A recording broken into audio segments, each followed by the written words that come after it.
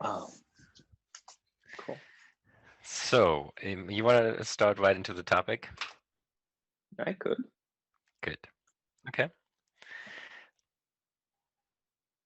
Are you recording this? Yes, I just started recording. Oh, okay. So, hey, today I would like to talk about three ways of investing in yourself. Normally, when we think about investing, we talk about mutual funds, bonds, stocks, but I think it's much better sometimes to focus the money and the energy and the time and effort on ourselves to get a higher return. And what everyone knows about investing is that you could invest in your mind. So you could go and complete some studies or learn a new language, learn a new skill. That's one thing. The other thing would be investing in your appearance so that you have better chances in the dating market, in the professional life, you're treated better by everyone. And the third interesting way to invest in yourself would be to invest in your contacts. So maybe moving from wherever you are to a place that's maybe very expensive to live in, but that provides you with the right environment for you to grow, like Silicon Valley for entrepreneurs, maybe like Hollywood for actors, actresses, and so on. So there are places in the world where there are people who know how to get results that you want, who are your peers, who are going for the same thing, and maybe it's really worth investing in being in these places to get a high return. So what do you think about that? Yeah, I think it makes sense. I think the definition of investing in yourself that you propose makes sense. I would add one more thing that I feel is also an investing in yourself, which is investing in your health, investing in your fitness. It does somehow relate to looks if you talk about fitness, but health, you can say it's mental health as well, yes, but then there's also, you can, for example, buy some supplements, some vitamins, some anti-aging things that's not for looks, it's just for keeping you healthy. And it's also kind of investing in yourself. Yeah, totally. So what I would say is most people, I think, when they think about investing in yourself, they think about investing in your health, they think about investing in your mind and your skills and in your education, and they think about investing maybe also in your looks. What you're adding there is a new dimension, which is you can also invest in your connections. Your connection is also something that belongs to you, and that's actually quite important.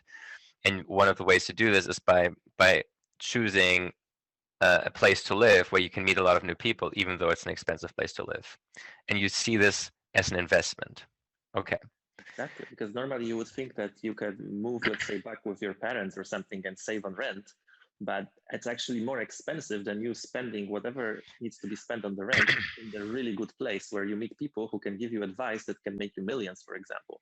So Hmm. sometimes going, free is too expensive. Like you cannot afford to live for free in the place where there's no one for you to actually connect with. Hmm. Yeah, I agree with that. And it is actually something that um, applies also to me. Like, for example, you mentioned Silicon Valley. Some of the reasons why I decided maybe Silicon Valley is not the best place for me some years ago when I was um, didn't have that much money. I thought, well, if I'm starting out with a business, maybe it's better to start in a low cost place. Maybe I should go to Eastern Europe. Maybe we were in Poland, so that was less expensive than Silicon Valley. But I guess in Wrocław, I didn't meet the same context I might have met in Silicon Valley. Exactly. That's the big problem. Like the certain caliber of people is not available in certain locations. It's just like that. Like I think in Europe, London is probably a good place for almost any industry except for digital nomads. It's not a place to meet digital nomads. But other than that, Mm, probably for entrepreneurs, for all of that, investment, VCs, and such, right? okay. All right. So do you want to talk about this in general, or do you want to go into specific areas of uh, investment in yourself? Well, we can think about like the aspect of return, like what investments could have the biggest return. And Mm-hmm. I think what's strategic is to invest the most as early as possible. For example, to learn English if you don't speak English as early as possible so that you can use it throughout your whole life. So there are those things that you do Mm. once and then they give you benefits for the rest of your life. So it's important not to do them by the end of your life, but as soon as possible. And then other things, like you were saying, maybe like longevity stuff, maybe you don't need them in your 20s, but you need them in your 40s or something, right? Yeah, okay. So I think that makes a lot of sense to invest early on, because of course with any investment, if you invest early on, the returns are much bigger, even if you invest a small amount, than if you wait a long time until you make the investments. Yeah. Mm-hmm. And then there are some things like books, for example, that are such a great investment in terms of the cost versus the benefit. Mm-hmm. You can get the thinking of people who spend 40 years, I don't know, being successful at something for almost no money, or no money, because you can go to the library or you can read online Mm-hmm. for free or something like that, right? Yeah. Now, I think Yeah. YouTube is another one of those places where you can really Mm-hmm. listen to people who have a lot of experience Mm-hmm. in what you want to. Yeah. Coming to learning English, what I did want to mention is that if you are in Poland and you want to learn English, you can go to 100 SWOF PL. 1,000. Oh, 1,000, sorry. And you're gonna find the best way to learn English. Thank you. Okay, yeah. So let's talk about the different kinds of investments we can make in the different areas. So let's talk about skills. The obvious investment, especially if you're talking about the US, that most parents are saving the whole lifetime of their children for, is the education. Is it worthwhile to go to a top school? I would say yes, and I would say, in fact, it's not for the education. It's for, and that's maybe another area, which is reputation and connections. I think it makes sense if you can get to Harvard, Princeton, Yale, Stanford, to go there, not because you're going to learn more, because the school books in Harvard, Princeton, Yale, Stanford, they're all the same as in any other university. And you don't, and in fact, the classrooms are much bigger than for many other universities. But what you do get is you get the connections and you get the reputation. So it doesn't matter what grades you have, just if you have the stamp, this person went to Harvard, that's going to help you in life. Especially if you It's want worthwhile. to be employed somewhere, right? Because if you want to have your own business, no one's going to look at your diploma anyway. It doesn't really matter at this point. Let me just say, that's exactly what I thought. So I thought it makes, because I went to Cornell, but as an exchange student. I went to Berkeley, but as an exchange student. I didn't get the normal bachelor degree from Berkeley nor from Cornell. What I then found is that it actually matters, especially for investors. Even more so, the stamp of approval is even more important for being a founder than for being an employee. Now, of course, you can distinguish two kinds of founders. You can talk about the lifestyle founder or digital nomad who only does a one-man show. He doesn't need investment, so then it doesn't matter. It's just about knowledge. But if you want to get investment from investors, it's so important to have the stamp of approval of either a famous employer or a famous university, much more than if you're just looking for a job. That's for sure. That will set you apart from all the other people. That's right. But in general, like the value of the university education in the US, I think it's going down because the prices are going up. The student debt is going like crazy up. But for example, if you want to be a programmer at Google, you don't need a degree at all. Like you can be high school dropout, and if you are an excellent programmer, they will hire you because they see no correlation between having a degree and being a good programmer. So that's an interesting point as well. The thing is, that's good for skills that are you can easily demonstrate.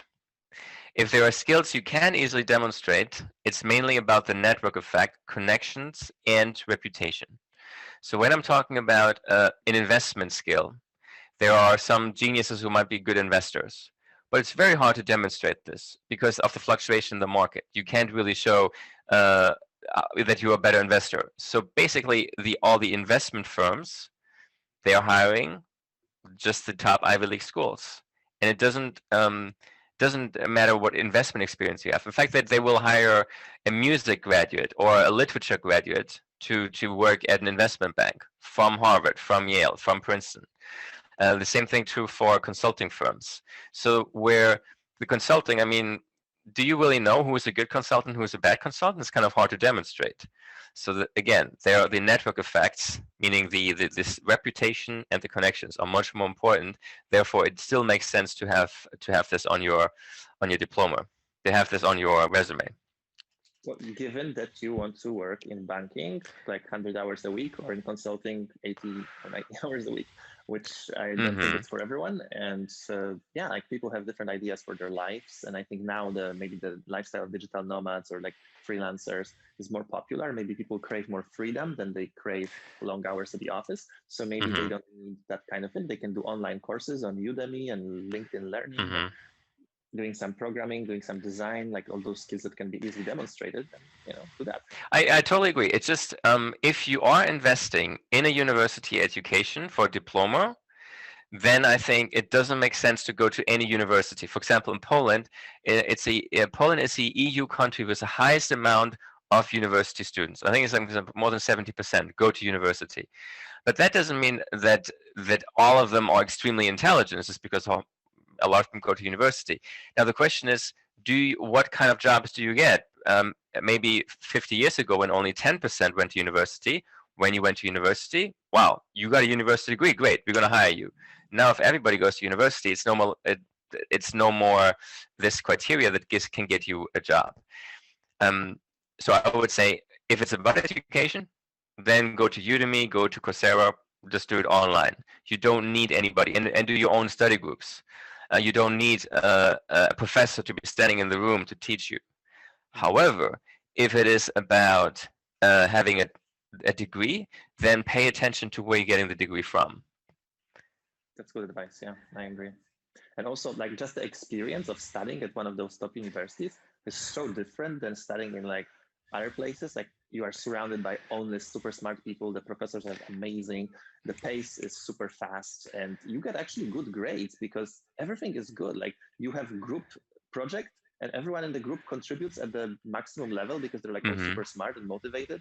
So, you go like to normal university and you will be maybe the one doing the project for the whole group because everyone is like lazy and stupid or whatever. But, at Stanford or something, the project does itself in 5 minutes because everyone is contributing the right things. To be honest, I'm not sure from my own experience, because I did study in several universities, also Berkeley and Cornell, which are considered quite top. To be honest, I have to say from my experience was more that they pay less attention to education and they pay more attention to research and publications, while smaller universities with a less of a name, but which are also attended, pay more attention to the actual education aspect. So I would say, if it's about education, just don't go there, because you're not going to learn more than anywhere else. If you go to small university, you actually might learn more. But as you say, the connections. Because you know that if you're graduating from Harvard MBA, that all your classmates are going to have fantastic jobs and fantastic positions, and they're going to be the one who in the future are going to help you to advance your career. That's true. And another thing, I think, if you go, let's say, study at psychology department at Stanford, you have access to, people like Philip Zimbardo or Carl Dweck or people who did amazing research, who are super famous for that, and they can be your professors. And that's another thing that normally you just read about those people in a book. But if you study there, they can be your professor. You can do a PhD there under their wing or whatever. So that's like, I think there's a big impact on the group of people you're surrounded by, on your quality of life and on your performance. If you are among elite performers, you will naturally tend to also give your best.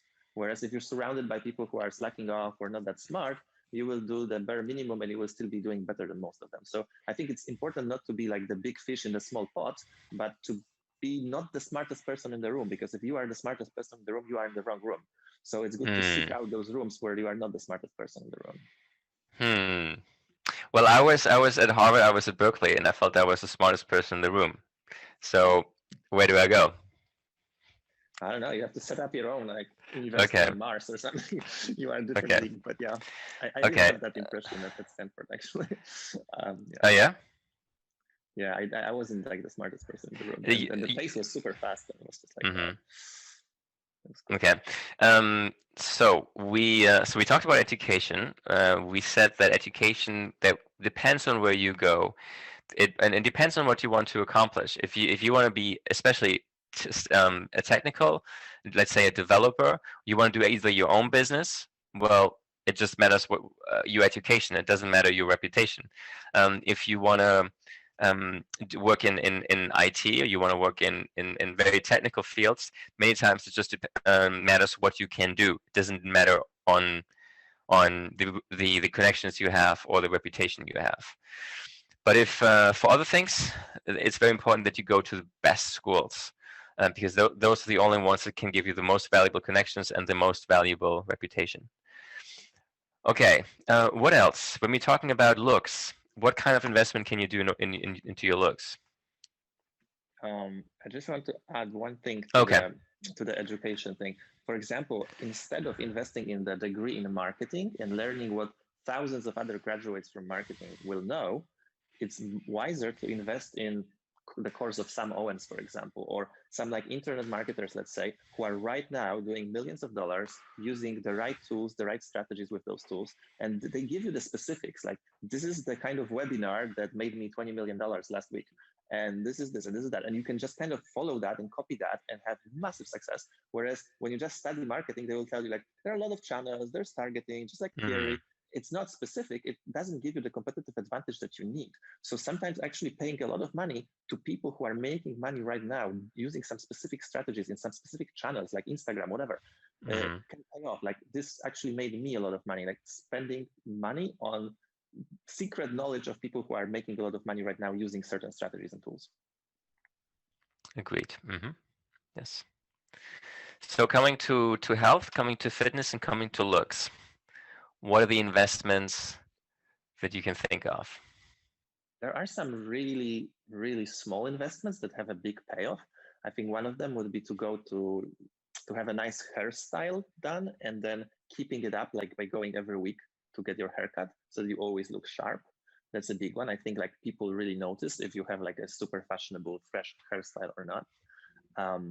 Then just clothes that actually fit you. They don't have to be expensive, but they have to fit you. So it can be a 7-8 euro t-shirt, but if it fits you amazingly well, you will look super attractive, for example. Shoes, they don't have to cost hundreds of euros. They can cost 80 euros, but if they are the right kind of shoe for you and you know how to take care of it so that it always looks nice, let's say white, I like white shoes and keeping them super white, that instantly looks like you're, you know, clean and rich and everything because it looks like you have new shoes every day. So these are interesting tricks, I would say. Okay. You? And by the way, investment doesn't necessarily mean investing money. It can also mean investing your time. True. So investing your time, you could say exercising.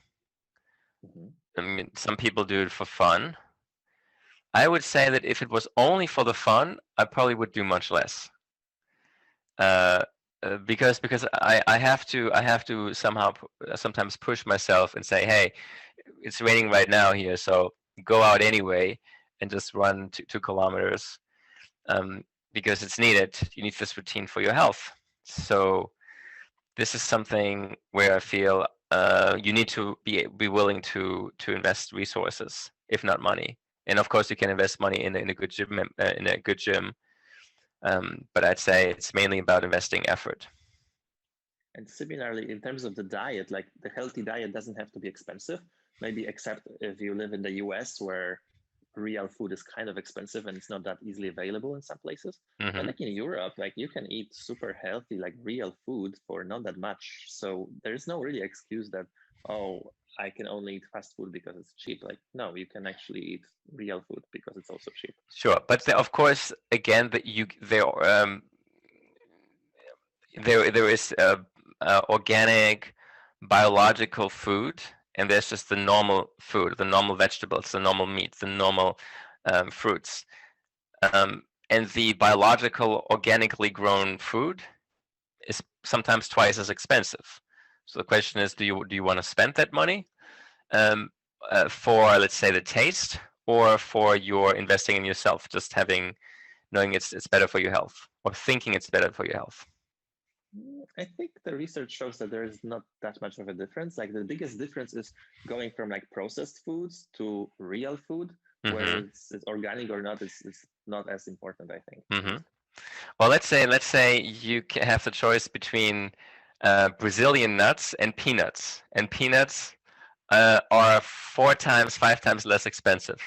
And you know the taste of, okay, you like both, but you heard that Brazil nuts have some, what's it called, selenium in them, or maybe some zinc, and maybe peanuts not that much. So maybe you should go for just health reasons. You should go for Brazilian nuts, but then you choose the peanuts because they're 5 times less expensive. Depends on what you're optimizing for. Yeah, maybe it's cheaper to eat peanuts and supplements of selenium or something. Depends. Hmm. Um, but it's good to think about these things because they do impact in the end. Like we have to have some algorithm for how we live, and modifying this algorithm, especially in the long run, can bring us to different outcomes. So it's important to pay attention to what we're doing. Exactly. So, but just generally, eating healthy doesn't mean spending more. In fact, a lot of the things that are cheap, like eggs or just fruits or carrots, they are cheap and also very healthy. Heavily processed food sometimes is more expensive. However, there are also decisions where sometimes the most healthy option is more expensive, and in terms of taste, it's equal. So you decide either if you care about your health, you're going to go for the more expensive option. If you care about money, you're going to go for the less expensive option. I think the important thing in terms of prices is when it comes to supplements. I noticed that like the cheapest supplements on the market just like don't give me any benefit. Whereas this like premium brands that are really good or whatever, I can actually feel the difference. Like if I take magnesium or zinc or something, there are brands where I actually like, okay, this works for me. Whereas the other ones are not so absorbable, maybe they're like not maybe like polluted. I don't know what's the deal with them, but like I think it matters in terms of quality of Hmm. supplements and the price. Okay, all right. So to summarize, so far we talked about investing in yourself in terms of the skills. The main investment people make in their life generally is education. We said that there is university education. Sometimes it's good, sometimes it's bad, depending on what you want and depending on the reputation and the kind of university you're attending. We said that mostly it's education. If you not want to have a top level job in a field which is hard to monitor, then just do for you go self educate yourself, because for programming it doesn't really matter, and if you want to do your own business it also doesn't matter. um, just if you want to get investment or you want to get to these exclusive McKinsey, Goldman Sachs, then you have to have a really good university. We talked about fitness and we talked about health. We talked about looks. We said there is investments you can make in your effort and investments that you can make in your time. And we said that it's I mean, from my opinion, is it makes sense to invest in good nutrition, and it makes sense to invest in time into doing some physical exercise. And we also said that it doesn't necessarily cost more to eat healthy, but if it does, it probably is still worth it to spend the extra money on getting the best things into your body. So what else can we improve in terms of invest into ourselves? So I'm reminding of this quote that in 5 years, you will be exactly like right now, except for the books you read and the people you meet. So we covered the books part of it, but like the people part of it. I think people underestimate how important it is to live either in the capital city of their country or to some other place in the world, in some other place in the world where they will find the right kind of people that are on their level, that have similar goals, that maybe can mentor them a little bit. Maybe they can share resources, like talk about the books that are worth reading, talk about the courses that are worth doing, masterminding together. So I noticed that in my life, it was a big deal. Like when I started seeking out those good environments and good people, and instantly getting the thinking from the group that is of a very different quality than when you are in a village in Poland or something. Like the priorities are different, the values are different. and you can learn so much from smart people. And sometimes one conversation can make you a lot of money in the long run. Like you learn one strategy of, let's say, investing in Bitcoin or whatever, and over time, like it can be thousands and maybe even more, right? So that's super valuable. And I think we should seek out good people and good environments strategically and invest in it, and not care that, oh, I have to pay so much to live in this place. No, if it's worth it, you can make a lot of money just by being there. Mm-hmm. Okay. Yeah, makes sense. And which are the places where you meet the best people? Depends on like who you are and what you're looking for, but there are hubs in the world. Like Florence used to be back in the day, hundreds of years ago, this kind of center for arts and architecture or whatever, right? And Paris was for like literature and arts as well. And then Silicon Valley, and then Hollywood. And I mean, in any country, the capital city will have the best people in all areas of life. The best politicians, journalists, the most prestigious, the Olympic champions, all of them, right? They go to the capital and they have their own groups. Like they hang out together. They actually, like top people do hang out together with other top people. So if you can get your foot in the door, you will be able to talk to like super smart, super accomplished people and be the part of their social circle, which would be very valuable. So either this, or for example, right now, Lisbon is the hub for digital nomads. So if you want like the best digital nomads, people who do online businesses, you go to Lisbon. Wouldn't there be a lot of successful people hanging out in Warsaw? Yes, but on the local scale, like successful as the best in Poland, for example, but not necessarily the best in Europe or the best in the world. Okay. So what about Berlin? There seem to be a lot of people from Southern Europe as well as from Eastern Europe that flock to Berlin. Yeah, sounds good. Depending on what you're looking for, like if you're looking for something like artsy, bohemian, techie, they have some specialty in Berlin, this kind of people. Okay. What if you go to New York? You're looking for arts, you're looking for acting on Broadway, you're looking for tech startups. Wall Street. And Wall Street, of course. Yeah. And I guess in London the same. True, the financial center.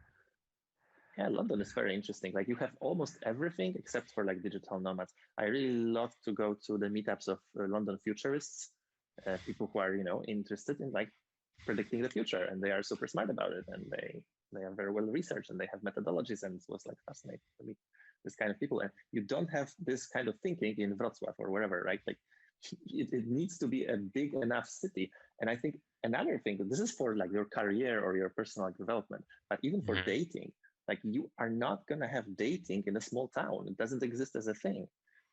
You're not going to have like, Tinder working for you in a village of 3,000 people. So if you want to date many people, you want to know what's out there and so on, you need to be in a city like 1 million people plus normally. Okay. But those are the places that are generally more expensive to live in. Exactly. That's why I'm really talking about investment. Okay. Have you ever thought about going back to Lisbon and maybe investing in spending more money on rent? Yeah, I did. I think it's a valuable investment, and you can get it all back and multiply the investment, because I met there people who I still stay in touch with, and we mastermind and we talk, and it's incredible to share even the books we're reading and the mindsets and the goals we have. And just I want to meet more of this kind of people, because it can be for a lifetime. Like you might spend there a few years and have 20 amazing friends that you can keep in touch with for a lifetime. Okay, when do you think Lisbon became that place? Because it seemed like I was there in 2014, and it seemed like this was starting back then in 2014. So later, I guess. Sorry? So it had to happen later, maybe 2018, maybe 15. I don't know exactly. I was there 2018, 19. Was really, really good this time. And what about other places? What about, let's say, Paris, London, Milan, Rome, Berlin, Barcelona, Madrid, I haven't Valencia. lived in all of them, but it You've seems lived in like, Valencia. yeah, I did. I think Valencia is really good as a city. Like it's really hard to beat the park. It's like 8 kilometers long and everything. But in terms of people, I'm not meeting the same caliber of people like in Lisbon. Like they are just not here, and you can't do anything about it. Like they are either there or they're not there, and they're just not here. So I think that's why I'm thinking about Lisbon again. Okay, so you think you might be staying in Lisbon for longer, like for I want to say for all of your future, but for a longer time period. Yeah, at least to come back there for some months sometimes or some years sometimes. I think it's worth Okay. for right now, like how the situation is with nomads and everything. Okay, makes sense. So we talked about investing in connections. What other investment in connections can you make? I mean, you can of course attend certain workshops or seminars. I know that people go to, what's it called, this Tony Robbins UPW, unlimited power within you, UPW seminars, not only in order to get exposed to some new content, but also to meet new people. Sure. Yeah, like you can meet like-minded people. I like to go to the conferences in the US about personal development, about internet marketing. It was always kind of interesting, eye-opening. Like there was this guy on stage and he was showing how he can design a website in Front Page Express. And I know that like Front Page Express is complete like shit. And I knew how to design websites much better, but this guy was making millions of dollars and I wasn't. And I was like, okay, maybe I'm overqualified for this. Maybe I can do it if he can do it. So, it gave me a lot of courage to not undervalue myself. Like if those people don't know much about technology and they are making millions, then maybe I can also do that. So sometimes you just see someone doing something and you're like, okay, if he can do it, I can do it, right? So if you're surrounded by the right people and they are quite similar to you and they are successful, then you are like, I could be successful as well. You stop thinking that you're not good enough. You're like, oh, I'm good enough. I can do this. Okay. Did you have some experience like this where you got like empowered because you saw some person doing something and you're like, I can do this as well? Yeah, I mean, generally it helps for me. When I decide about projects to work on, what I look at is competition. And the competition being successful is an indication for me that yes, it's a good business and it gives me motivation. And the least qualified the other entrepreneurs are, the more motivated the more excited I become. Because if I know if they're really stupid and they're not competent at all, but they're still successful, it means that maybe I can do it as well. Brilliant point. Yeah. There are some not overly sophisticated industries in terms of marketing. Maybe the marketing is done by just like those normal graduates from marketing schools, whatever. And there's just like traditional blah, blah, blah marketing. And they don't get, let's say, direct response marketing. They don't get how to create a webinar that sells.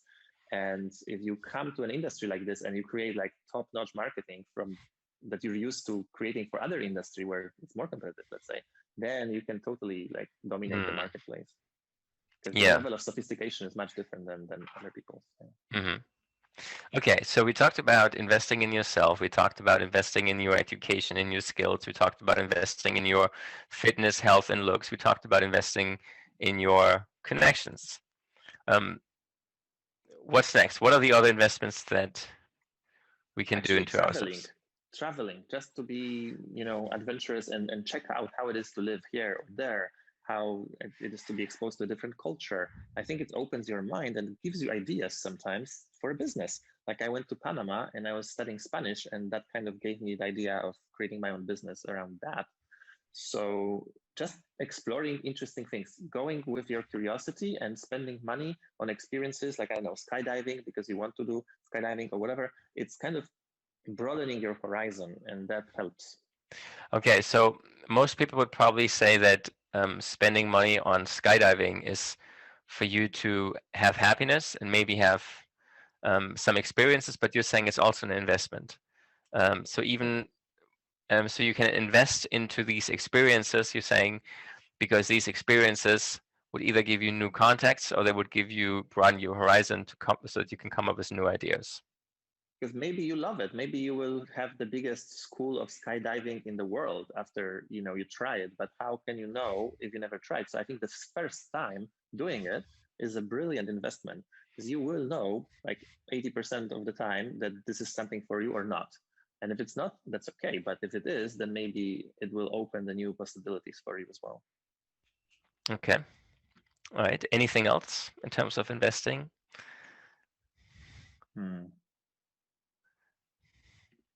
I think we covered a lot of ground. I think it's good stuff. Okay.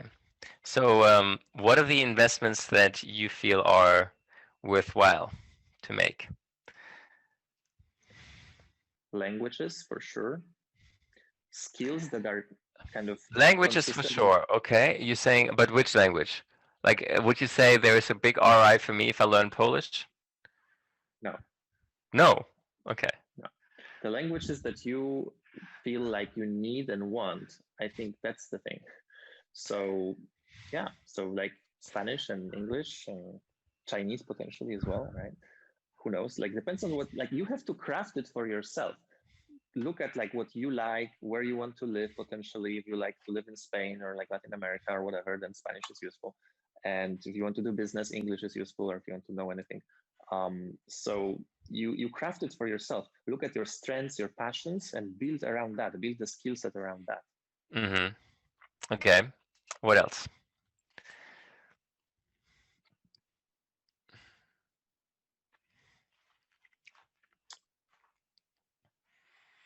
I think just investing time in knowing exactly what you could do to, let's say, improve your appearance.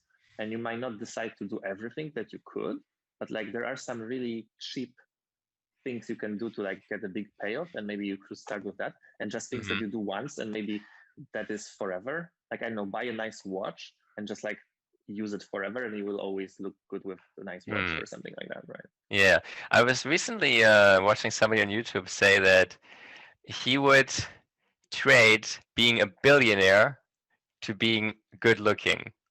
So he was saying it's for him it's he thinks it's much better to be a good looking male than to be a very rich male. In terms of, because he was saying that if he is good looking, he will be able to make a lot of money and get a lot of respect and get a lot of status automatically.